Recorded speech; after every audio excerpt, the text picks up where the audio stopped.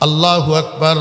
আমার বেরা দোস্ত আহবাব, জান্নাতের মধ্যে জান্নাতীদের খেদমতের জন্য আল্লাহ পাক কতগুলা বালক রেখেছেন। বালক, এই বালকগুলাকে বিলদানে মুখাল্লাদুন বলে, আরেক নাম তাদের গিলমান। এই গিলমানেরা 3 ভাগে বিভক্ত থাকবে। এক ভাগের কাছে ড্রাম থাকবে, আরেক ভাগের কাছে জগ থাকবে, আরেক ভাগের কাছে গ্লাস থাকবে। ড্রামের মধ্যে একটা শরবত ভর্তি থাকবে, শরবত। সেই শরবতের নাম শারাবে তাহুর। শারাবে তাহুর। আমার ভাইরা দুসাবাব, ড্রামওয়ালারা জগওয়ালাদের জগ ভর্তি করে দিবে, জগওয়ালারা গ্লাসওয়ালাদের গ্লাস ভর্তি করে দিবে, আর গ্লাসওয়ালারা কাতারে কাতারে জান্নাতি আল্লাহর বান্দাদের হাতে হাতে শরাবে তাহুর ভর্তি একটা একটা গ্লাস উঠাইয়া দিবে। যতক্ষণ পর্যন্ত এই শত সহস্র কোটি জান্নাতি মানুষের মধ্যে শরাবে তাহুরের পরিবেশন শেষ হবে না, ততক্ষণ পর্যন্ত ইসরাফিল আলাইহিস সালাম জান্নাতের স্টেজের কোনায় দাঁড়াইয়া দাঁড়াইয়া হামদে বারি পরিবেশন করবে। ইসরাফিল আলাইহিস সালামের হামদে বারির পরিবেশন যখন শেষ হবে, আল্লাহ পাক রব্বুল আলামিন, আল্লাহ পাকের একজন নবী, ওনার নাম দাউদ আলাইহিস সালাম, দাউদ আলাইহিস সালামকে ডাকবেন।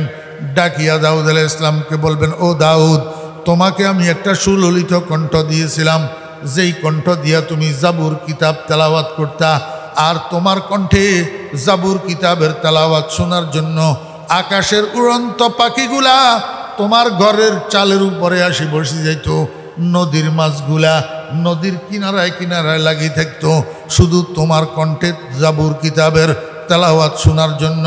কিন্তু আমার বন্ধুর উম্মতেরা আখেরি জমানায় দুনিয়াতে এসছে, এই জন্য তোমার কণ্ঠটা শুনতে পাই নাই।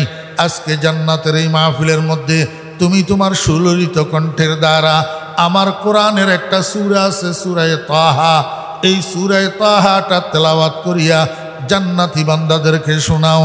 হাবিবে খুদা জনাবে মুহাম্মদুর রাসূলুল্লাহ সাল্লাল্লাহু আলাইহি ওয়াসাল্লাম বলেন, আল্লাহ পাকের এক নির্দেশের সাথে সাথে হযরতে দাউদ আলাইহিস সালাম 30 পারা কোরআনের হাফেজ হইয়া যাবে। আমার ভাইরা দোস্তাবাব, সূরা তাহার শুরু থেকে শেষ পর্যন্ত হযরতে দাউদ আলাইহিস সালাতু ওয়াস সালাম সূরা তাহার শুরু থেকে শেষ পর্যন্ত জান্নাতি মানুষদের সামনে তেলাওয়াত করে শোনাবে। যখন দাউদ আলাইহিস সালামের তেলাওয়াত শেষ হবে, আল্লাহ পাক রব্বুল আলামিন এইবার বন্ধুর দিকে তাকাবে, আল্লাহর হাবিবের দিকে তাকাইয়া বলবে, বন্ধু আমার, আমার কোরআনের জন্য দাউদ কষ্ট করে নাই, আমার কোরআনের জন্য দাউদে মাইর খায় নাই, আমার কোরআনের জন্য দাউদ উপবাস থাকে নাই। আপনার মুখে আমার কোরআনের তেলাওয়াত যত সুন্দর মানাবে, আর কারো মুখে এত সুন্দর মানাবে না। বন্ধু, আমার কোরআনের মধ্যে একটা সূরা আছে কলবুল কোরআন, কলবুল কোরআন, গোটা কোরআন শরীফের হাট আপনার নাম ইয়াসিন দ্বারা শুরু করা হয়েছে। বন্ধু আমার, জান্নাতি মানুষদের সামনে আপনি আপনার সুললিত কণ্ঠে সূরা ইয়াসিনটা তেলাওয়াত করে একটু শোনাইয়া দেন। রসুল আরবি সাল্লাল্লাহু আলাইহি ওয়াসাল্লাম সূরা ইয়াসিন তেলাওয়াত করবে। আমার বেরা দুস্তাবাব, কেমন পরিস্থিতি হবে, কেমন আনন্দ গণমুহূর্ত হবে। ও আমা খাতারা আলা কলবে বাশার, দুনিয়াতে বসি এই মুহূর্তের কল্পনাও করা যাবে না। রসুল আকরাম সাল্লাল্লাহু আলাইহি ওয়াসাল্লাম স্বয়ং রব্বুল আলামিনের পাশে বসে সূরা ইয়াসিন তেলাওয়াত করবেন।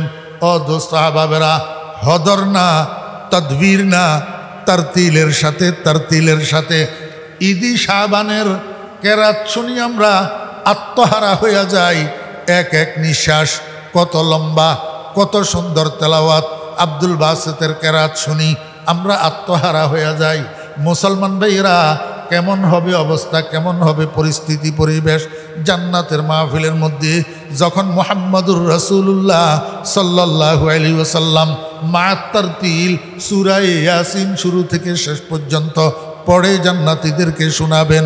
এবার মুহাম্মদুর রাসূলুল্লাহ সাল্লাল্লাহু আলাইহি ওয়াসাল্লামের তেলাওয়াত যখন শেষ হবে, মুহাম্মদুর রাসূলুল্লাহ সাল্লাল্লাহু আলাইহি ওয়াসাল্লামের তেলাওয়াত যখন শেষ হবে, আল্লাহ পাক রব্বুল আলামিন বলবেন, বান্দা তোমরা শুনছ কালামুল্লাহ, কালামুল্লাহ, কালামুল্লাহ, আল্লাহর কালাম, আল্লাহর কালাম।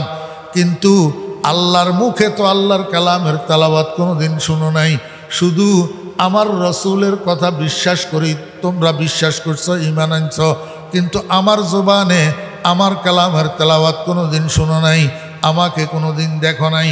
একবার যে তোমাদেরকে সাক্ষাৎকার দিলাম, মন ভরিয়া আমাকে দেখতেও পাও নাই। নূরের তাজল্লির কারণে তোমরা বেহুশ হইয়া পড়ে গেছ। বান্দা, এখন আমি তোমাদের সামনে আমার নূরের জামালি লইয়া, আমার মিষ্টি নূরটা লইয়া উপবেশন করছি। এইবার মন ভরিয়া আমার দিকে তাকাইয়া থাকো, আমার দিদার লাভ করো, আর তোমাদেরকে বেহুশ হওয়া লাগবে না। বান্দা, আমার কালাম আমি যত সুন্দর করে পড়তে পারবো, এত সুন্দর করে আমার বন্ধুও পারবে না, এত সুন্দর করে দাউদও পারবে না।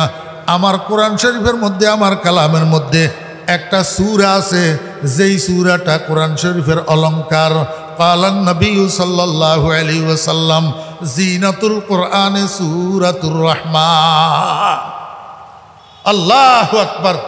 কোরআন শরীফের শোভাবর্ধনকারী সূরা, আল্লাহ পাকের হাজারো নাজ নেয়ামতের বর্ণনায় ভর্তি এই সূরাতুর রহমান।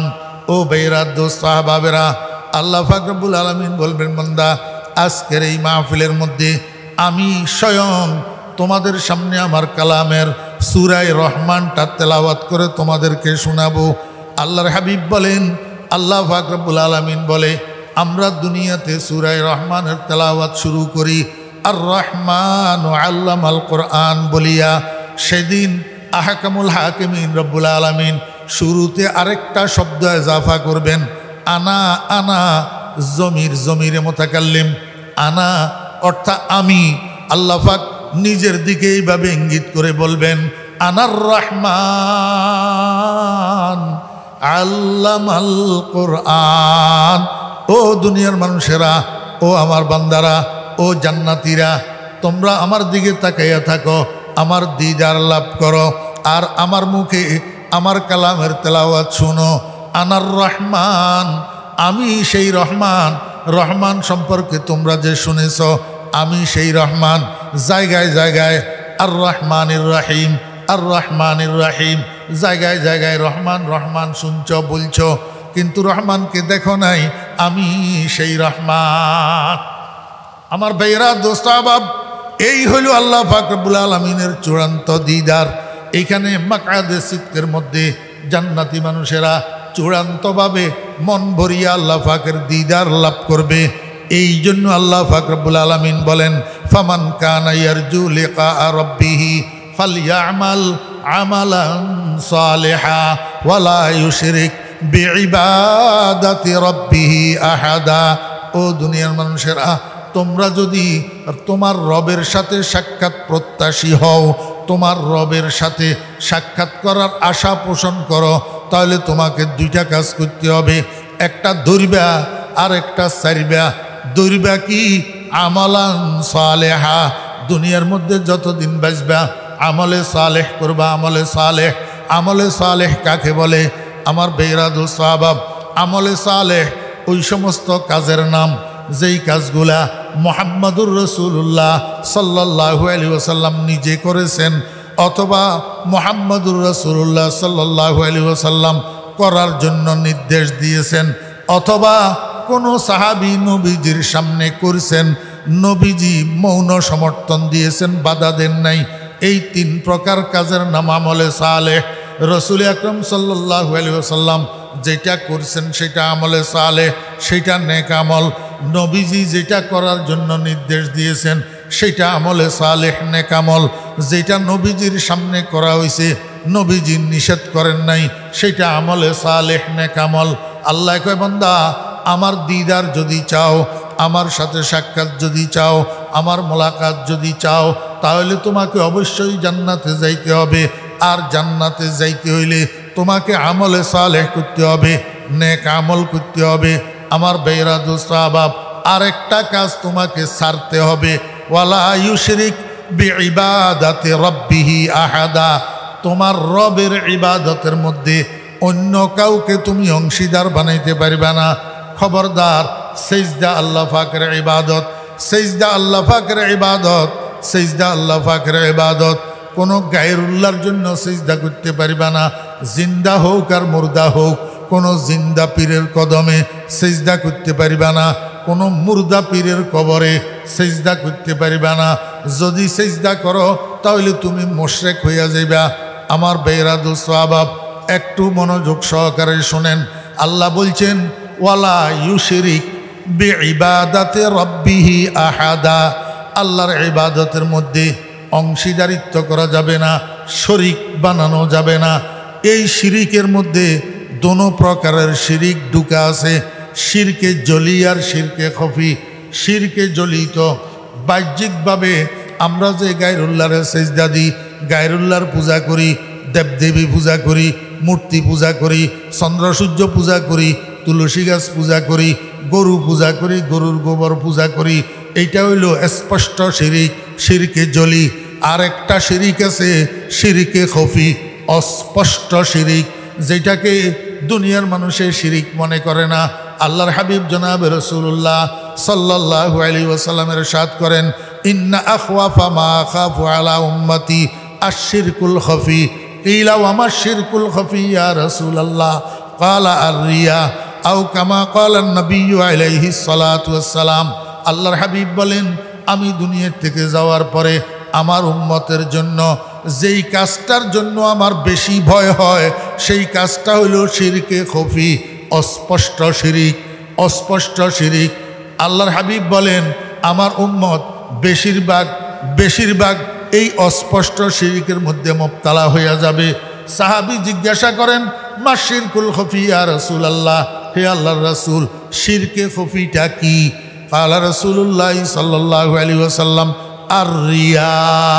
শিরকে খফি অস্পষ্ট শিরিক হলো রিয়া। রিয়া লৌকিকতা, মানুষকে দেখানোর জন্য ইবাদত করা, মানুষকে দেখানোর জন্য নামাজ পড়া, মানুষকে দেখানোর জন্য জিকির করা, মানুষকে দেখানোর জন্য তসবিহ একটা হাতের মধ্যে লইয়া লইয়া ঘুরা, মানুষকে দেখানোর জন্য বড় পাগড়ি একটা বাঁধি রাখা। আল্লাহু আকবার, বড় পাগড়ি একটা বাঁধি রাখা মানুষকে দেখানোর জন্য।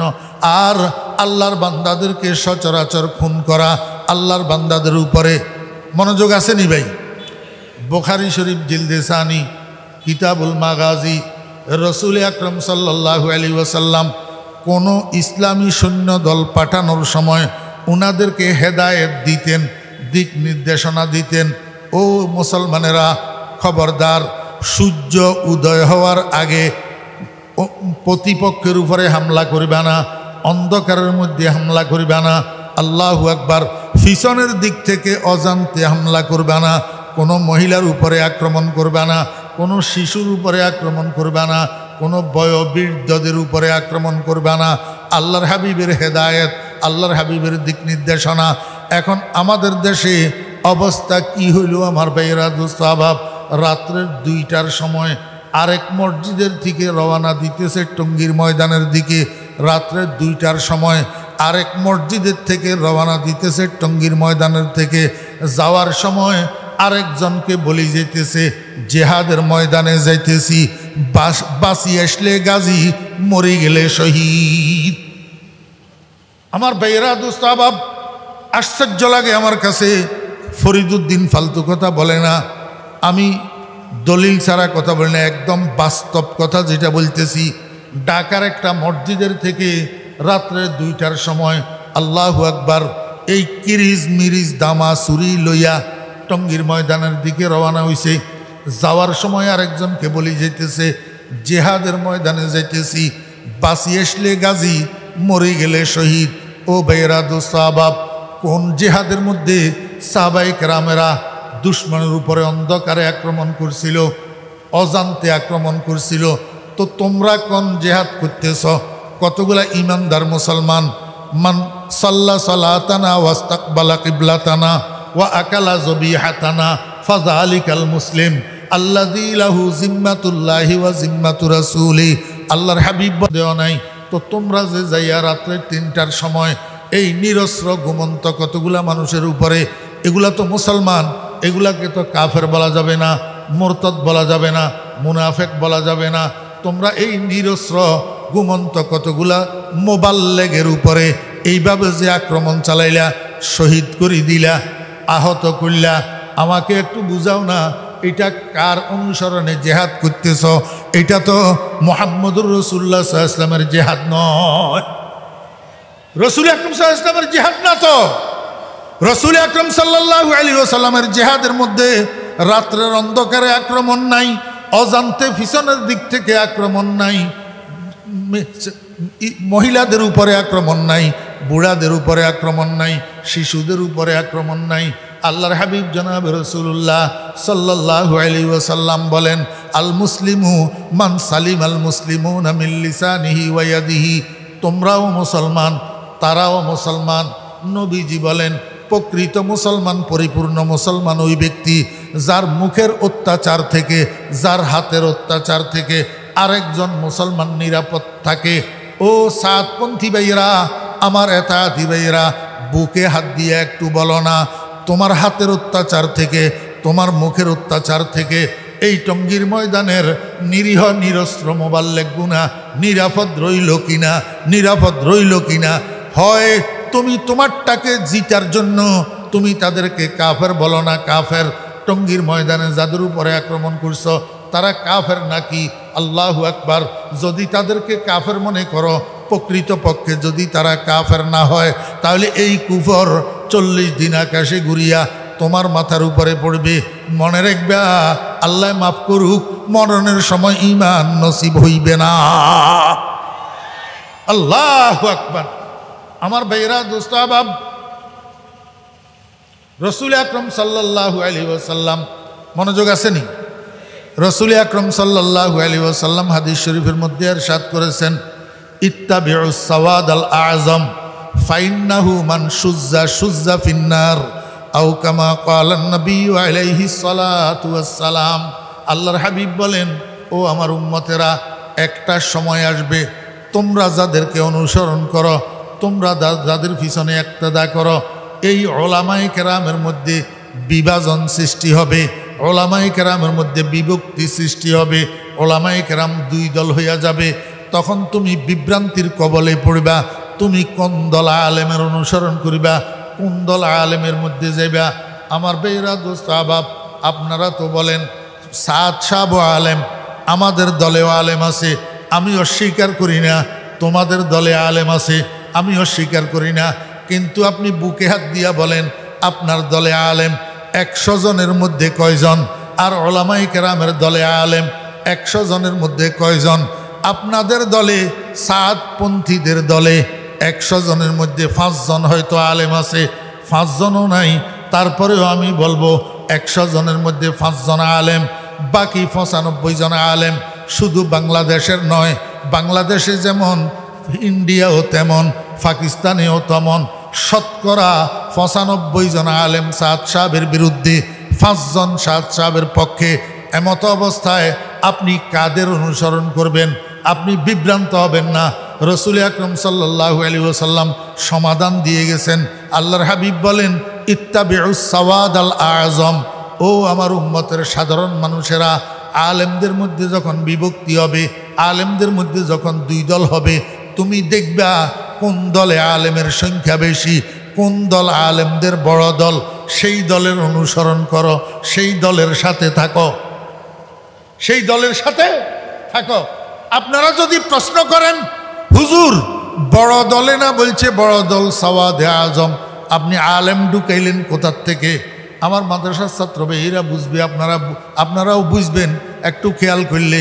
ও দোস্ত আহবাব, বর্তমান বিশ্বে 800 কোটি মানুষ, এর মধ্যে 200 কোটি মুসলমান আর 600 কোটি অমুসলিম।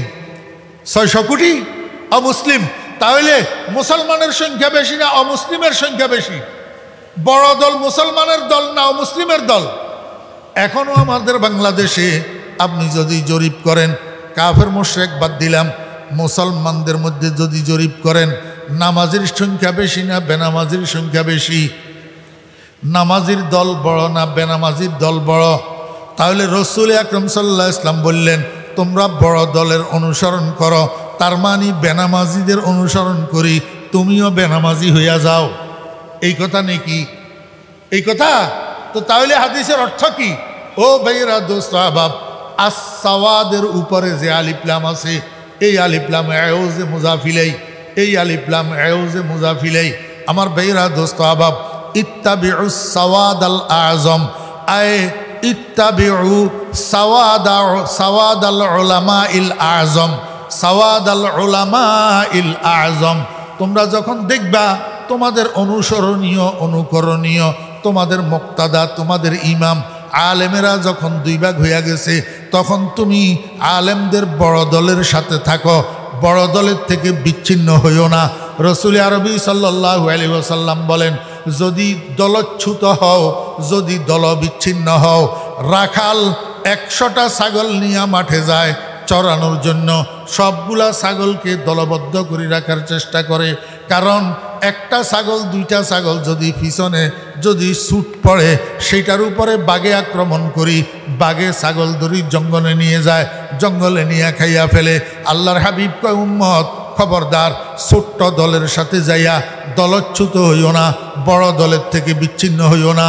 বড় দলের থেকে বিচ্ছিন্ন যদি হও, ডাইনের থেকে বামের থেকে শয়তানে আসি তোমার উপরে আক্রমণ করাবে, তোমাকে দিয়া আবুল তাবুল কাজ করাবে, আবুল তাবুল কথা বলাবে। যেমন আলেম হওয়া সত্ত্বেও মাওলানা সাদ ওলামায়ে কেরামের মতাদর্শের বিরুদ্ধে, আহলুস সুন্নাত ওয়াল জামাতের মতাদর্শের বিরুদ্ধে আবুল তাবুল বয়ান করা শুরু করছে, আবুল তাবুল কথা বলা শুরু করছে।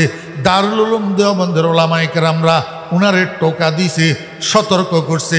নিজামুদ্দিনের বড় বড় মুরব্বী যিনারা ছিলেন, উনারা টোকা দিছে, উনারা সাবধান করছে, ফিরানোর জন্য চেষ্টা করছে। তারপরেও সাদ সাপ ফিরে না।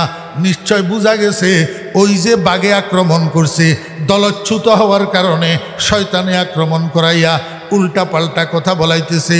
আমার ভাইরা দোস্ত আহবাব, আল্লাহর হাবিব বলেন, এমনভাবে যদি দলচ্যুত হও তো শয়তানে তোমারে বুলাইয়া জাহান্নামের মধ্যে যাওয়ার জন্য তোমাকে দিয়া কাজ করাবে আর কথা বলাবে। এই জন্য মুসলমান ভাইয়েরা দোস্ত আহবাবেরা, এখনও যারা বুঝতেছেন না, আমি আপনাদেরকে অনুরোধ করব, ওলামায়ে কেরামের বড় দল, হক্কানি ওলামায়ে কেরামের দল যেটা, সেইটাকে মহাব্বত করেন, সেইটাকে অনুসরণ করেন, সেইটার সাথে থাকেন। সারা বাংলাদেশের সাতপন্থী যত ভাইয়েরা আছেন, বিশেষ করে যারা আলেম না, আমি আপনাদেরকে বাংলাদেশের সকল ওলামায়ে কেরামের পক্ষ থেকে উদাত্ত আহ্বান জানাবো, এই গুমরা সায়াদের পক্ষ বাদ দিয়া, গুমরা সায়াদের সমর্থন বাদ দিয়া হক্কানি ওলামায়ে কেরামের সাথে আসেন, হক্কানি ওলামায়ে কেরামের সাথে আসেন। ইনশাআল্লাহুল আজিজ নাজাতের উসিলা হইয়া যাবে। আল্লাহু আকবার। কথা মনে থাকবে তো ইনশাআল্লাহ ভাই? ওয়ালা ইউশরিক বিইবাদাতি রাব্বিহি আহাদা। আমি ইবাদত করতেছি, মনোযোগ আছে নি? আমি ইবাদত করতেছি, আমি ইলম শিখতেছি, আমি হাটাজারি কলেজ মাঠে বয়ান করতেছি শ্রোতাদেরকে খুশি করার জন্য, শ্রোতাদেরকে খুশি করার জন্য, শ্রোতাদের থেকে বাহা কুড়ানোর জন্য। নাউযুবিল্লাহি মিন যালিক, নাউযুবিল্লাহি মিন যালিক, নাউযুবিল্লাহি মিন যালিক। যদি এই উদ্দেশ্য হয়, তাহলে তোর এই আমল, তোর এই ইবাদত কিয়ামতের ময়দানে আল্লাহ পাক তোর মুখের উপরে মারবে। প্রশংসায় যদি তোর দিল ফুলে, প্রশংসা না করলে যদি তোর মনে কষ্ট আসে, মানুষকে দেখানোর জন্য যদি তাবলীগ করস, মানুষকে দেখানোর জন্য দাওয়াতি কাজ করস, তো তোর এই তাবলীগ, এই দাওয়াতি কাজ কিয়ামতের ময়দানে তোর মুখের উপরে মারা। আরেকটা কথা কইলে শেষ। খালি বয়ান করে, খালি কি করে? কুনতুম খায়রা উম্মাতিন উখরিজাত লিন্নাস, কুনতুম খায়রা উম্মাতিন উখরিজাত লিন্নাস। আল্লাহ পাক বলছেন, তোমরা উত্তম উম্মত। তোমরা কি? উত্তম উম্মত। তোমাদেরকে পাঠানো হয়েছে, উখরিজাত আয় উরসিলাত, তোমাদেরকে পাঠানো হয়েছে লিন্নাস, লিন্নাস। তালেবে আলম ভাইরা একটু আমাকে বলেন তো, লাম নফার জন্য না জররের জন্য ব্যবহার হয়? কিসের জন্য?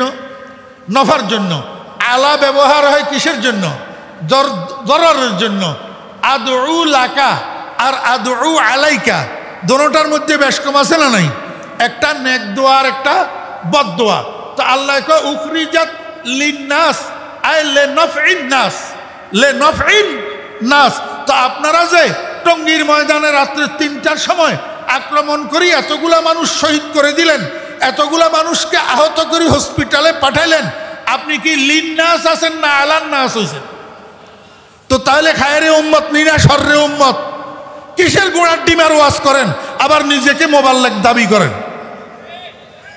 আল্লাহ পাক আমাদেরকে বুঝার এবং আমল করার তৌফিক দান করেন। ওয়া আখিরু দাওয়ানা আনিল হামদুলিল্লাহি রাব্বিল আলামিন ওয়া সাল্লাল্লাহু তাআলা আলা খাইরি খালকিহি মুহাম্মাদিন। আলহামদুলিল্লাহি রাব্বিল আলামিন ওয়াস সালাতু ওয়াস সালামু আলা আশরাফিল আমবিয়াই ওয়াল মুরসালিন। রব্বানা যালামনা আনফুসানা ওয়া ইল্লাম তাগফির লানা ওয়া তারহামনা লানাকুনান্না মিনাল খাসিরিন। রব্বানা হাব লানা মিন আজওয়াজিনা ওয়া যুররিয়াতিনা কুররাতা আয়ুন ওয়াজআলনা লিল মুত্তাকিনা ইমামা। রব্বিরহামহুমা কামা রব্বায়ানি সগীরা। ইয়া আল্লাহ ইয়া আরহামার রাহিমিন ইয়া আকরামাল আকরামিন, মাথার তালু থেকে পায়ের তালু পর্যন্ত গুনার মধ্যে ডুবা।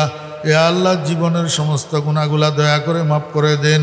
কবিরা সগীরা শিরিক বেদাত জানা অজানা প্রকাশ্যে গোপনে যত গুনাহ করেছি মাওলাই করিম সমস্ত গুনাহ থেকে তওবা করলাম, ইস্তিগফার করতেছি।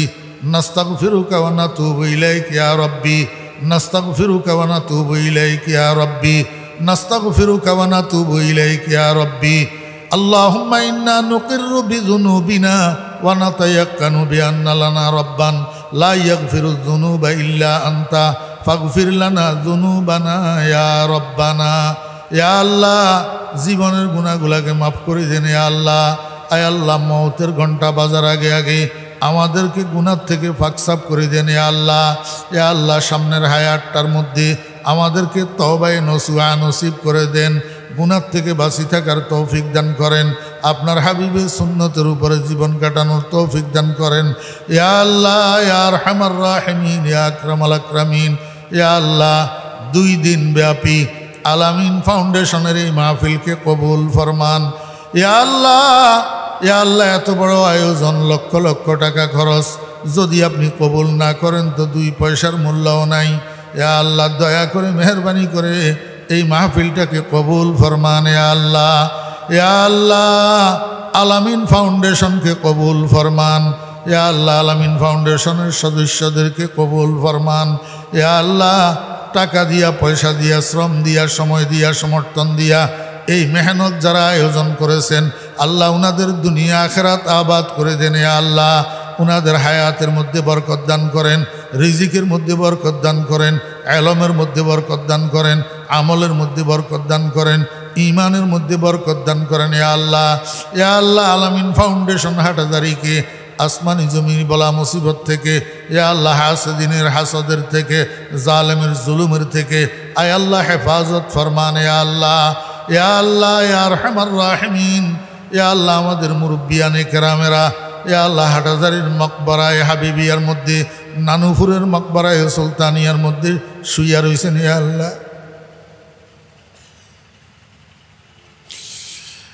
আল্লাহ সমস্ত আকাবেরিনদের দরজাত বুলন্দ ফরমান। ইয়া আল্লাহ সমস্ত আসাতজায়ে কেরামের দরজাত বুলন্দ ফরমান। ইয়া আল্লাহ হাটাজারির মুহতুন সাহুজুর রহমতুল্লাহ আলাইহির দরজাত বুলন্দ ফরমান। ইয়া আল্লাহ সমস্ত আকাবেরিন হাটাজারির দরজাত বুলন্দ ফরমান। ইয়া আল্লাহ আকাবেরিন নানুপুরের দরজাত বুলন্দ ফরমান। আয় আল্লাহ উনাদেরকে সাগর দান করেছিলেন, আমাদেরকে উনাদের সিনার থেকে একটা ফোঁটা হইলেও আপনার মহব্বতের দৌলত দেন না। ইয়া আল্লাহ আমাদের সিনার সাথে আপনার ইলমের অকুল সমুদ্রের যোগাযোগ করে দেন। ইয়া আল্লাহ